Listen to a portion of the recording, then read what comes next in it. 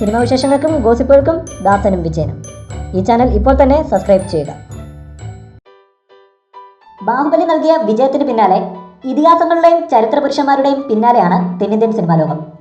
ആദ്യം പൃഥ്വിയുടെ കർണൻ, പിന്നീട് 1000 കോടി ബഡ്ജറ്റിൽ മോഹൻലാലിൻ്റെ മഹാഭാരത, 500 കോടിയിൽ തെലുങ്കിൽ നിന്നും അല്ലു അർജുൻ്റെ രാമായണം. ഇപ്പോഴിതാ തെന്നിന്ത്യയിൽ നിന്ന് മറ്റൊരു വമ്പൻ ചിത്രം കൂടി. തെന്നിന്ത്യൻ സിനിമയിൽ തന്നെ ഇതിഹാസ പുരുഷന്മാരെ പകർന്നാടാൻ പ്രത്യേക മികവുള്ള നടനാണ് മെഗാസ്റ്റാർ മമ്മൂട്ടി.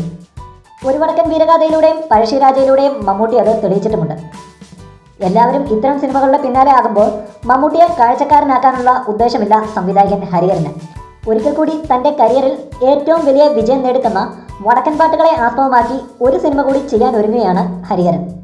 സംവിധായകൻ രഞ്ജിത്തുമായി ചേർന്ന് മറ്റൊരു വടക്കൻ പാട്ട് നായകനായ പയ്യമ്പള്ളി ചന്തുവിൻ്റെ കഥ സിനിമയാക്കാൻ പോവുകയാണ് ഹരിഹരൻ.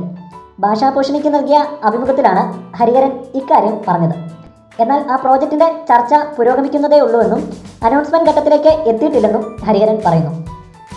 വടക്കൻ പാട്ടിലെ ഒരു കഥയാണ് സിനിമയാക്കാൻ ആലോചിക്കുന്നത്. അത് എഴുതാൻ രഞ്ജിത്തിനെ ഏൽപ്പിച്ചിരിക്കുകയാണ്.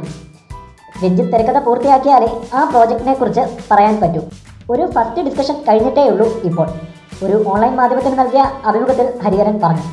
പയ്യമ്പള്ളി ചന്തു തിരശ്ശീലയിലെത്തുമ്പോൾ നായകൻ മമ്മൂട്ടിയായിരിക്കുമെന്ന സൂചനയും ഹരിഹരൻ നൽകി. ചിത്രം സംഭവിച്ചാൽ പഴശ്ശിരാജയ്ക്ക് ശേഷം എത്തുന്ന മമ്മൂട്ടിയുടെ ഏറ്റവും ചെലവേറിയ ചിത്രമാകും പയ്യമ്പള്ളി ചന്തു. എന്തായാലും ഹരിഹരനും മമ്മൂട്ടിയും ഒപ്പം രഞ്ജിത്തും കൂടി ആകുമ്പോൾ മറ്റൊരു ക്ലാസിക് മലയാള സിനിമയ്ക്ക് പ്രതീക്ഷിക്കാം. കൂടുതൽ സിനിമാ വിശേഷങ്ങൾക്കും ഗോസിപ്പുകൾക്കും ദാസനും വിജയനും.